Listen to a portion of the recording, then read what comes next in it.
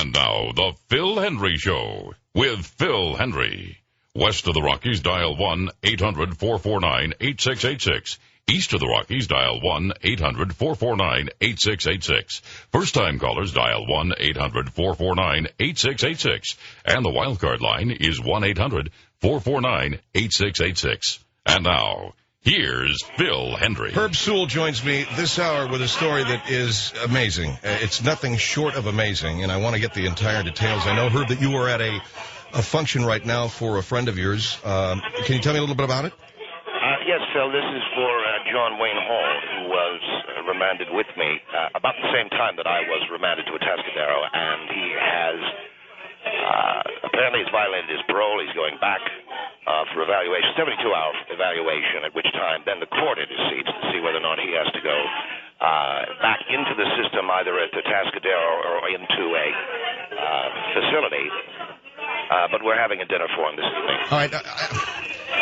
We're going to get into exactly who he is and who you are, but you have a story to tell that is truly an amazing story. Now, I know you're up in Santa Maria over the weekend. I want you to tell my audience what happened there. Phil, I was near the Flona Outlet store, the Flona Outlet Malls, which is about 10 miles toward the California coast from Santa Maria. And I had gotten out of my car. I was going over to a Radio Shack there to pick up some wires and some things that I needed for a computer. And there was a group of about 6 or 7 people in front of this Penguin's Frozen Yogurt store. And they were people there. There was a young boy who had stopped breathing. And I'd say there were probably about 6 or 7 people. The people coming out of the store was a little bit confusing, but I could see there was a group of people. And this child had stopped breathing apparently from an asthma attack. And now understand that I'd been in the Army briefly. I was discharged medically relative to many of the problems that I experienced that eventually wound up in Atascadero. But I had learned CPR when I was in the Army. And I asked someone what had happened. They told me the child had an asthma attack, had stopped breathing. I asked, had they called 911? This gentleman had called 911. The mother of this child was not answering any questions. She was crying. She was trying to revive this child by shaking the child and by talking to him and so on. Now, understand, I know CPR. And please understand one other thing. I have a criminal record relative to pedophilia. Exactly. I have a criminal record relative to pedophilia, child stalking, and sodomy. But, I mean, in a situation like that, do you have a choice? Well, I'll tell you what I did. I crouched down next to this woman who was hysterical. I told her I knew CPR. I began to administer mouth-to-mouth. And I also did some chest compressions. By this time, and it couldn't have been more than 30 seconds, 45 seconds, an ambulance team from the Flona Valley, there was a fire and rescue unit that had arrived. They began administering to this child. All right, now, did the kid come around? Yes, the child was hospitalized. He's fine. The battalion chief from the fire department called, and I also got a call from the mother, who was a single mother. The woman's name was Cindy Castello, and she was very grateful. She even said and she said these words to me, and I want you to note these, and I want your audience to note these. She said to me, there has to be some way to thank me. Okay, did you tell her who you were and what you were? No, not yet, but I eventually told her. And I said to her, you said to me, there has to be a way to thank me. I want to take your son to Disneyland for the weekend. Now, understand... Now, hold on, Herb, before you say anything, okay? No, understand, I don't want to do anything. I simply want to go to Disneyland with that child. But now the ball is in her court. Now, understand something. I saved her boy's life. I got a call from the Flona Valley Fire Battalion Chief basically thanking me. Oh, and by the way, one other thing. This did not appear in the media at all because what happened was they did a background check on me. And I guess some of the, some of the things I did came out. So, of course, it's not going to make the paper, which is fine. But why do you want to take this kid to Disneyland? That's really not for you to ask. It's really not for... Why can't I ask? Because I saved his life. And so, therefore, she can say no. But if she says no, then I've got this cow dead to rights, and I'll tell you... You're calling this kid's mother a cow? No, but let me tell you. There is a group of people who are trying to shut down the halfway house in which I reside, and Paul Walker Thomas and a few of the others. And they're a group of concerned citizens. There's a line with this Blankenship fellow who wants the halfway halfway house shut down. Now, every day you see one of these suburban women out there in front with their picket signs and so on and so forth. And this is going, it will show how morally bankrupt many of these people are. If this woman says, no, I can't take her boy to Disneyland. Morally bankrupt and morally not credible. You know, so in other words, what I've got is I've got her dead to rights. And I think it's fascinating that... Let me ask you, just tell me, are you taking the kid to Disneyland because you just want to test her? Pretty much, yes. What if she said yes? If she said yes, I'd take the kid to Disneyland. And you swear on your honor that you would never do anything to harm that child? I would never do anything to harm the child. But I think it's fascinating, Phil. I'm good enough to save, you know, a child molester is good enough to save your kid's life, but maybe he's not good enough to have a lousy cup of carnation ice cream with it. And that, as they say, is the rub, as Shakespeare wrote, you know. And I am, you know, I'll tell you something. When I told her that I had a criminal record relative to pedophilia, I could hear the woman sort of stop, pause. I said to her, now, why don't you just let that sink in? And she said, I will, Mr. Sewell. Thank you very much. And she hung up the phone. She hung the phone. Well, I mean, you obviously scared her. She hung up on a man that had just saved her son's life. You see what I'm saying? So I am giving her until Friday. And then I'm going to the Los Angeles Times with the story. And I'm not going to out this woman, but I am going to tell the Times the story of what's happening in our neighborhood and how they're trying to shut our halfway house down. And they want the pedophiles and the child molesters out. But, oh, by the way, my kid can't breathe. Would you mind giving him mouth-to-mouth? You see what I'm saying? It is hypocrisy at its quintessential best. All right. That was the story. And I'm telling my audience right now, Herb, I'm going to give our number out, which is 1-800-449-8686, 1-800-449-8686. That's the story that you told me before we went on the air. So this whole thing, saving this kid's life... No, I didn't plan on saving the kid's life. It just happened. All right, well, you saw this kid, gave him mouth-to-mouth, then told the mother that you're a convicted child molester and you want to take the kid to Disneyland. She said to me, there has to be some way I can thank you. And I said, well, guess what there is? I want to take your kid to Disneyland. And I looked her in the eye, and I said it almost with a leer. You know? Because there comes a time when you have to test it. Why would you scare the woman, man? I mean, that's what you're doing. You know? In what way? Well, you say it to her with a leer. How could I want to kill the boy when I just saved his life? And furthermore, what position is she in to say no to me? No, you can't take my boy to Disneyland, but thanks for saving him from, I don't know, either the fires of hell or the beauty of heaven. I don't know what I saved him from. But I would imagine if you believe in an afterlife, a kid probably has. He's probably going to go to heaven. You're right. But I'm simply saying to you, this woman says to me, there must be some way I can thank you. And I took note of that. I wrote it down, and I showed it because I was at the time I was visiting Walter Bellhaven at Atascadero, and I wrote down, she'll do anything to thank me. I showed it to Walter, and I could see him. He sort of laughed. He could barely keep the laugh in because he knew it was not going to be. Now, Walter Bellhaven, for people who are listening, is a friend of yours who is still at the Atascadero Forensic Hospital. It's a hospital, ladies and gentlemen, for the criminally insane. Okay. Phil, that is an antiquated term, really. It's a hospital. What would you call it? It is a forensic hospital. It is a forensic hospital for offenders who need psychiatric hospitalization. We don't use the term criminally insane in terms of treatment of patients any longer. But I was bringing Walter some things. He wanted some magazines, and I went up to talk to him. And you call this mother from his room? We were in the day room. You're in the day room. And what did you say? I talked to the lady. No, what did you say to Mr. Bellhaven? I remember saying to her, I said, you want to have some fun? What's this? Do you want to have some fun? So, in other words, to you, this is a big laugh. Is it a laugh, Phil? I would ask you this. Is it a big laugh that a child's life was saved? Is it a big laugh that a mother has her son today? Is it a big laugh that I happened to be coming along at the time that I came along, and there wasn't one of those civilians that was there? And understand, Phil, that when you come from the world of horror that I come from, and let's be clear, I come from a world of horror. There's no getting around it. When you come from the underside and the land of horror that I come from, everyone's a civilian.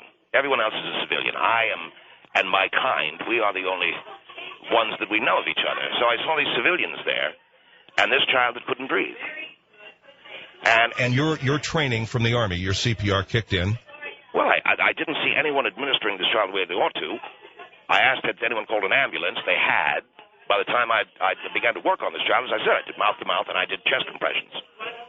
And an ambulance showed up? And an ambulance showed up. Now, the mother says to me, there must be some way I can thank you. I said, yes, there is. I'd like to take your boy to Disneyland. And by the way, I spent 8 years at a Atascadero, and in this instance, I did use the term hospital for the criminally insane for pedophilia. See, that to me is you trying to scare that woman. No, it's a moral test.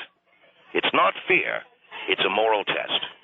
You see, Phil, I come from a world of unmitigated and unrelenting horror. And when you talk to a civilian and you let them in, you open that door and say, this monster just saved your child's life. Well, guess what? It's nut-cutting time. You know what I'm saying? So this to me is a fascinating study. I'm giving her till Friday, and then I'm going public with it. Well, what are you going to do? I mean, look at Herb. You saved a boy's life, and people will be grateful. What are you going to do? You're going to embarrass this woman in the process? I'm going to test her and her big mouth. If she said to me, I'll never be able to thank you, I'll say to her on Friday, you're right, you never were able to thank me, so I'm going to the L.A. Times with the story. And I'm breaking the story tonight on your program so that fair notice is given. I don't want this appearing in print. Well, who's going to listen to you at the L.A. Times? Who's going to want to hear your story? Who's going to believe it? All they have to do is call the battalion chief. I've got the names of 3 witnesses who saw it, and including the mother. A boy's life is saved, and you are to be commended. You're using your saving of that boy's life to test this woman's moral fiber by asking to take her son to Disneyland. And I won't lay a hand on the kid. Not a hand, not a finger. Now, let's just see whether or not her big fat mouth, whether she writes a check with a big mouth that her body can back up. All right, 1-800-449-8686. I don't know, maybe you heard the story. I don't think it's appeared in print. With us is Herb Sewell. Mr. Sewell is an academic researcher, but he spent 8 years in prison for pedophilia, sodomy, a variety of sex crimes against children, and after 8 years was released. He was at the Kelowna Mall the other day, administered mouth-to-mouth resuscitation to a child that had stopped breathing, had an asthma attack, and apparently saved the kid, or at least saved the kid long enough for the paramedics to arrive. He got a call from the mother thanking him, asking what she could do to thank him, and he said, I'd like to take your kid to Disneyland for the weekend. And he fully admits this is a moral test of her, and if she fails it, then he can call the people that are trying to drive him and his halfway house out of the neighborhood they're in moral cowards and the whole thing. I mean, if this doesn't sound, I swear to God, if I found out that he knew that kid and they set the whole thing up, man, that would make sense. Because this is the kind of thing where a man does something good, but he's trying to exploit it, I don't know, for self-interest. 1-800-449-8686. By the way, he is at a party. It's a going-away party for a friend of an individual he knows who has violated his parole and is going back to prison. 1-800-449-8686, Phil Hendrie Show. 1-800-449-8686, the world-famous Phil Hendrie Show. The Phil Hendrie Show is back. 1-800-449-8686. All right, Herb Sewell is joining us here, the going-away party for... Hold up just a minute. Goodbye, Jim. Sweet Jim. Good trip, sweetheart. See you when you get out. He is, Phil, as I mentioned to you, James is on his way back to... He's going back to Atascadero Folsom. Was he also involved in the same kind of offenses? Or?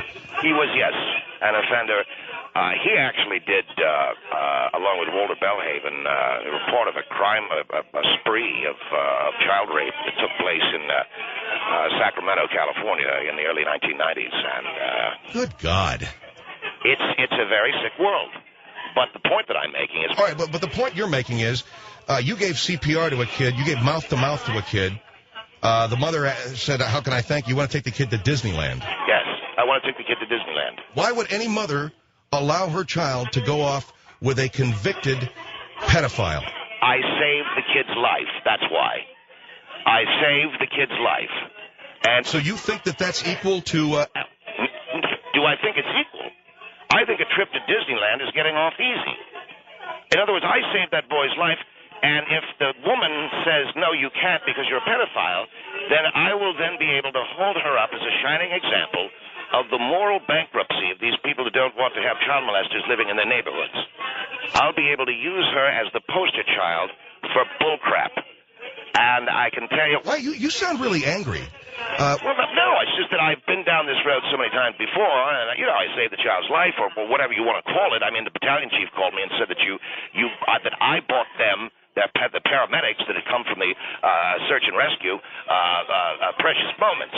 I wasn't looking to become a hero. Now she says, I'll never be able to thank you. I said, well, yes, you can. Let me take the kid to Disneyland for 2 days. And I looked at her, and I think I might have even worked up a little bit of saliva right in the corner of my mouth. And to scare her. Not to scare her, for sweet Christ's sake, Phil. It's to say, look into the face of horror, because that's what saved your kid. Now, if that's wrong... Well, I mean, for God's sake, the woman finds out what your prison record is. Isn't that horrible enough? 1-800-449-8686. This is Carl. Go ahead, Carl. You're on the Phil Hendrie Show. Yes, my name is Carl, and first of all, I just say Carl. But me, I did 2 years in prison. And in prison, there's 3 types of people. There's inmates, there's predators, and there's convicts. And a predator is what your down the line is. And if he's an adult, if he has any children of his own, he knows what he did was just moral. He just saved the kid's life. I saved the child's life, so why can't I take the kid to Disneyland? What's the problem? Now right there, that's some predators type stuff. Only predators do things like that. No. We don't need that in our community. I'm trying to make a political point. All right, let me tell you something. I don't know where you were, but where I was in with some of the most vicious murderers that this world has ever seen. So vicious that they're remanded to a psychiatric hospital. So I've seen some pretty hardened people. Walter Bellhaven, Walter Bellhaven, who you called this lady from his room, that guy's up. How many people did he kill? 200? They think 200, yes. You probably working around some of the sickest people on this planet. I was around people that was in prison for murder. You was in prison with people that preyed on children. What do you mean children? You were in prison for murder? What do you mean you were in prison? Is this man listening to what I'm saying? What are you saying? What do you mean murder? Murder, killing people. Those are heinous people. Well, no. What did you do? You know what? I'd rather sit down and have coffee with them than be around a person like you. But what? Did you kill someone? No, I didn't. I was there for aggravated assault. Oh, is that all? I kicked somebody in the head with a boot. And I did 2 years on that. You kicked someone in the head with a boot, and I'm supposed to take it in the shorts because I played with a kid's thing. You know what? Come on, man.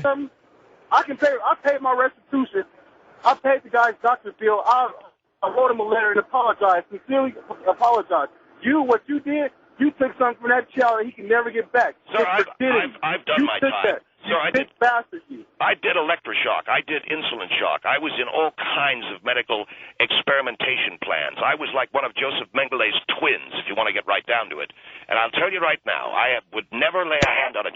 Oh, he hung up. The big bad boy from prison. Phil, I'm going to go back out into the room, make sure we've got coffee. We got coffee.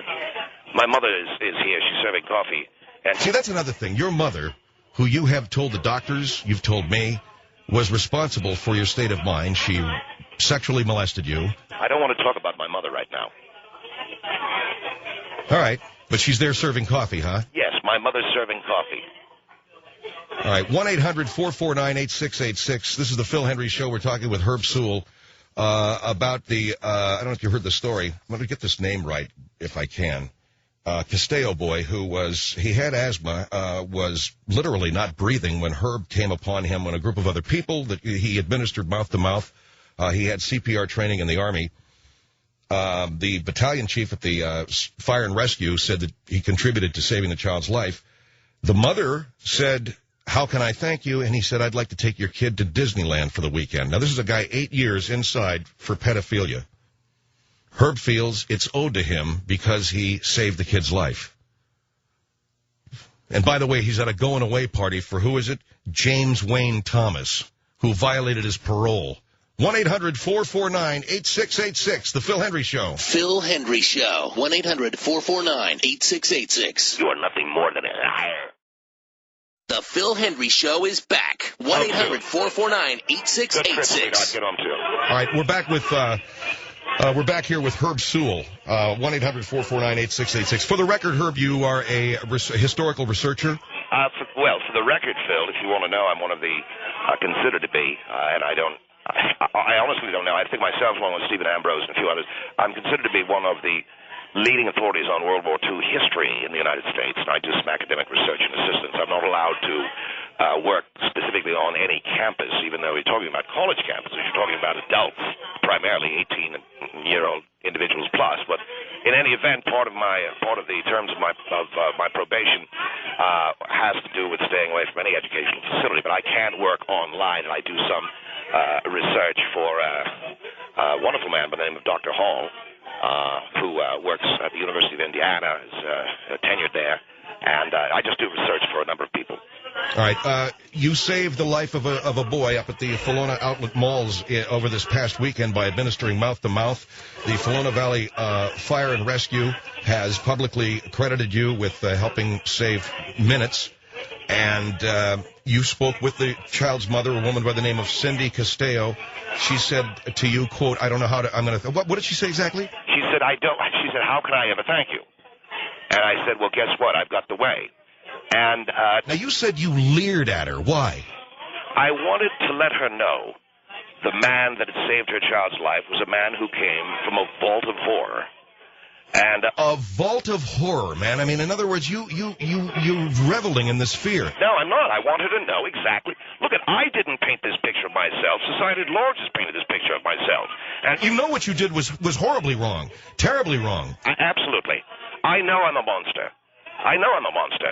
Walter Bellhaven doesn't know he's a monster. All Walter knows is he's sitting in a day room and he's reading Arbor magazines, and he's calling Dr. Laura, and he's crank calling Dr. Laura Schlesinger, and he's been on 4 times on our show, which I find to be absolutely hysterical. Are you kidding me? No, I'm not.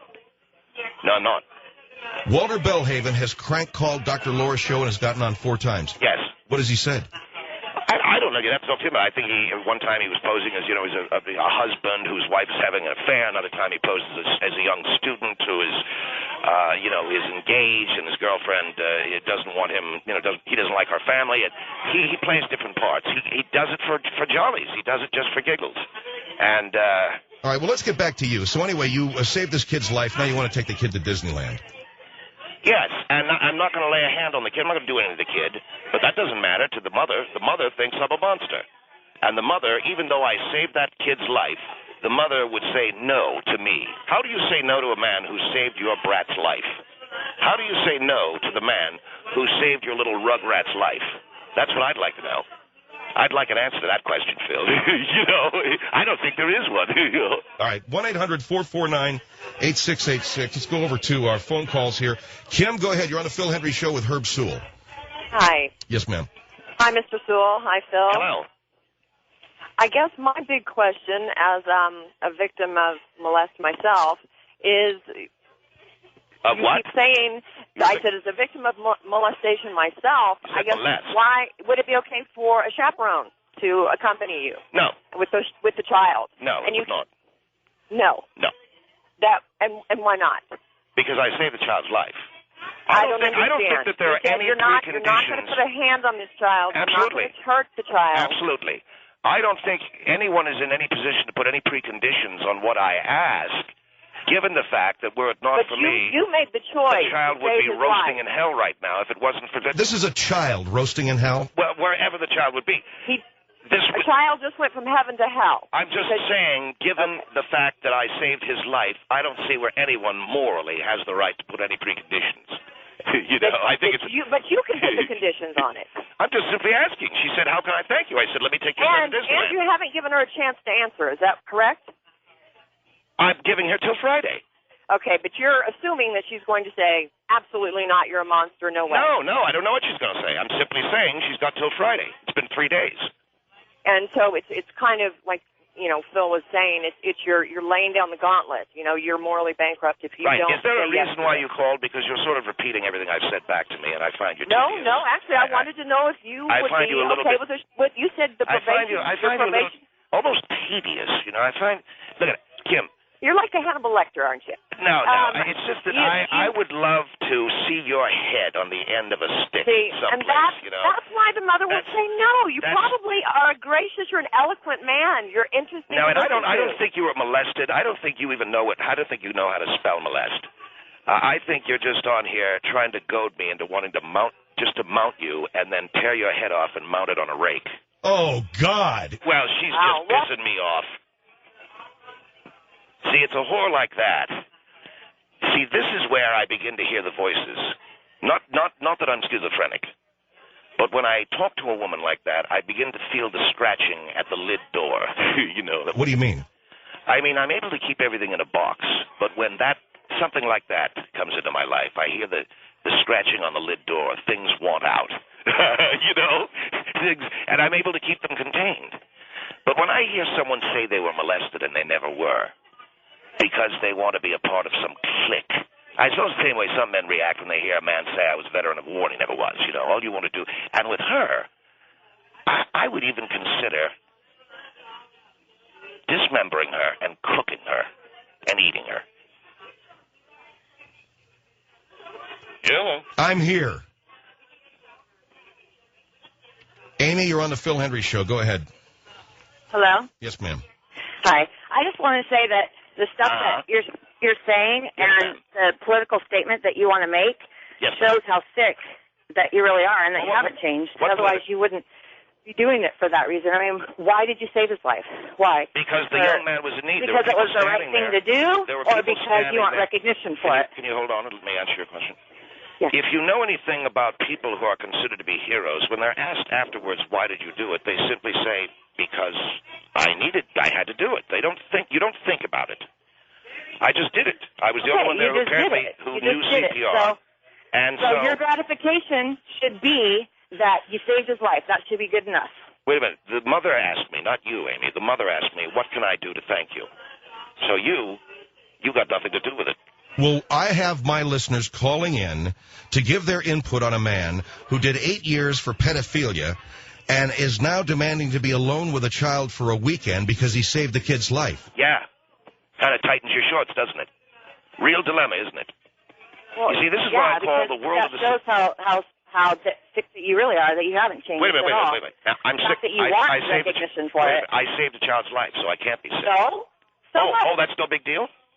Oh, I see. All right. Well, I'll tell the mother. I'll tell the mother that Amy says saving her kid is such a big thing. Doctors save kids' lives every day. That doesn't take back what you did. Lady, if it was your kid, you'd be. I swear to God, if it was your kid, you'd offer to marry me. Oh God. Right. So you don't care that much about your children? If it was my kid, no, it wouldn't. I don't think you have kids because if you did, I do have kids. You'd understand I do have kids. how meaningful it is that a child's life was saved. It is very meaningful, but that doesn't mean that you have the right to take the child away for the weekend by yourself. I didn't say that I had the right. I asked her. Yeah, but if she doesn't say yes... That means she should say yes. If she doesn't say yes, you're going to go to the L.A. Times. I'm simply going to go to the L.A. Times and say you know what? When you go to the L.A. Times, you're going to make a complete fool out of yourself because anybody who's not sick and twisted is going to understand exactly why that mother wouldn't do it and how because you saved a life doesn't make it okay for you to take a child just because you say you won't touch him. Oh, I see. So, in other words, anyone who thinks like Amy is going to see everything your way. I'm sure they all think your way at the L.A. Times, Amy. Well, guess what? I deal in the real world. I come from a world of horror. No, you don't live in a world where you molest children. And I can tell you that in the real world, there's all kinds of moral duplicity. People sometimes say one thing and do something else. I saved that child's life. But there's nothing worse than what you do. So in other words, I save a kid's life. I'm good enough to do that, but not good enough to have a lousy thing of cotton candy with the brat. Nobody asked you to save his life. Get a load of her, Phil. No one asked me to save his life. Nobody asked you to do it. Well, look at her. No, and I didn't ask for anything in return. The lady asked me what I wanted. I didn't go up to her and say, what do you want? Or what can I have? Yeah, but you're saying if she doesn't let you take her kid to Disneyland for the weekend, you're going to try to make a moral issue out of it and make a fool out of her. Well, maybe she shouldn't have opened her cow mouth and asked me. Why do you refer to a woman whose child you saved as a cow? Well, because it's who I am. I'm sorry. because you're sick and you shouldn't be alone with children, ever. Really? Even when I'm saving their life?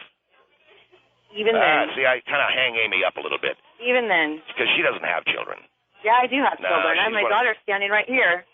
Well, let me talk to your daughter for a minute. Yeah, right. No, she's not going to let you. I said to let me talk to the kid. Why not? Are you afraid I'm going to start making sense to the kid? Are you afraid the kid's smarter than you? No, I'm not afraid of anything. I would never suggest Amy, my daughter to even listen to the likes of you. Are you afraid that your child is smarter than you, is going to understand me, that you don't? Is that what you're afraid of? You afraid your child will grow up to be something bigger and better than you? Will you shut up? I hope she is. Well, let me talk to her. I want to know. I want to ask her. All right, then ask her for me. How old is your child? I'm not going to ask her anything for you. How old is he? Anyways, you're getting off the subject of How you old is it? because you don't like what I'm saying. No, it's because why are you talking about me and my kid? This is about I you. presented something to you that you This is can't about answer. You, and I you're taking a kid to Disneyland, and you don't like what I have to say because you know it's true, so you want to turn it around on me. No, lady, I simply said, isn't it worth it for a child's life to be saved? And you said, no, it isn't. And that's you said, no, it isn't. You said you'd rather see your child killed than have me save your child. No, I didn't say that. That's what I'm going to tell your daughter. You said that. I'll tell get you the kid on the phone. Don't. She's not. I said to get the kid. I want to say, Mommy told me she'd rather see you cook on a spit. No, you're not going to finish. I want to talk to your brat, and I'm going to tell her that Amy said she'd rather see you die roasting on a spit with cannibals dancing around, licking their fat lips, than see you go to Disneyland with Herb Sewell. I'd rather. All right, I didn't hear anything that anybody said because everybody's talking over everybody. What? I said I didn't hear anything that anyone said because everyone was talking over everybody. What I said is if I knew what I said was was child that molester, I want to talk to that girl, and I will tell her that her mother doesn't think her life is going to be but he'd have to served, take her to and she doesn't care about it. Oh, will you...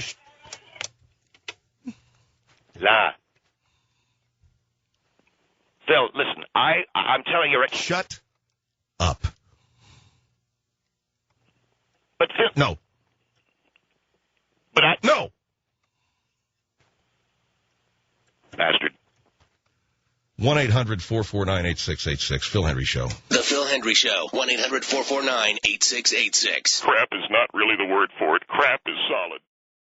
1-800-449-8686. The Phil Hendrie Show is back. No, that's not what she said. What I said was, I wanted to talk to that woman's daughter, because what do you want, Mary? Shut up. Just because your husband's going to prison. I'm just joking around with some of the guests. They're all leaving right now, Phil. We just had a big birthday cake for John, and he's going to be, U.S. Marshal's going to be meeting him in a moment. But what I wanted to say was this. That woman that I talked to just moments ago, her daughter was there. I simply wanted to let her daughter know that her mother would rather see her die than enjoy a weekend at Disneyland. No, that's not what the mom said. They don't want you to take their kid to Disneyland. Look, if I was that woman, I'd say, do what you're going to do, man. You're not taking my kid to Disneyland. I thank you very much. Well, then how would you thank me? I'd cut you a check. Money, is that it? Money for saving your child's life? Yeah. How much? I'd probably give you about $100. $100. That's right. Now I know you're kidding. Well, you know what, man? There's no winning with you. There's no winning with you. I mean, I can say to you, look, thank you very much for saving my child's life. I'll never be able to repay the debt, but given your criminal record, I can't let you go to Disneyland with him. Well, that is the essential hypocrisy of what I call the bourgeois whore. You see, Phil, while they love to talk about what's best for their children, they, in essence, don't know. The bourgeois whore, which marries the bourgeois pimp, they live on Pimp Street. And the whore drives her whore wagon and takes the little whorelets to school. What is this? I am defining for you the world that we live in. And these people are pointing at me. Yes, I know I'm a ghoul. I know I'm a monster. I look in the mirror every day, and what do I see? I look at something that crawled out of a crypt. I understand who I am. But does the bourgeois whore and pimp, do they know who they are? No, they don't. He goes to work in his pimp-mobile. She drives the children to school in the whore wagon, and then she goes off to the whore store, otherwise known as a grocery store, and she buys whore chow and pimp chow. Don't forget Horlet Chow. And oh, you're making fun of me. Well, no, I'm not making fun of you, you moron. You sound like a Horlet Chow. 1-800-449-8686. We'll be back with Herb Sewell in a moment on the Phil Hendrie Show. Phil Hendrie Show. 1-800-449-8686. Going straight to the hot place. The Phil Hendrie Show is back. 1-800-449-8686. Well, if I say that I want to cut someone's head off and stick it on a fence post, people will say that I'm mad because I've done time in a psychiatric hospital. However, if I said I wanted to cut Bin Laden's head off and stick it on a fence post, they'd say I'm a hero. So what we're doing is we're assembling a round table of people, a think tank, on how we can get the message out that sometimes dismembering a human being and mounting their head on a brick wrought iron post is not a bad thing. If it's the right person. That's right. We're with Sue. Go ahead, Sue. You're on the Phil Hendrie Show with Herb Sewell. What a train wreck. The guy is absolutely insane. You're insane. Yeah, I'm insane because I saved a child's life. No, it doesn't. It's near. It doesn't matter. It doesn't matter. It doesn't matter. It's not your kid, so why do you care, right? Well, it mattered to that lady. Well, of course it matters to that lady. That is a heroic act, but you're asking for something. You're insane. You are absolutely insane. No, you're insane because you can't find a way to logically reconcile your point of view. You know I deserve to ask for anything. No, you don't. You don't own that kid. Most people who do good deeds do not ask for anything in return, even when they're asked. What's that got to do with being right? You're not right. How are you right? Because most people aren't always right. Most people might, for instance, Sue, most people might want to take your head and stick it on wrought iron. I wouldn't. I don't think that's right. I don't. Oh, that makes no sense. No, that makes no sense whatsoever. I bet you if I took your head off and put it on wrought iron, you'd still be talking. Just this head going.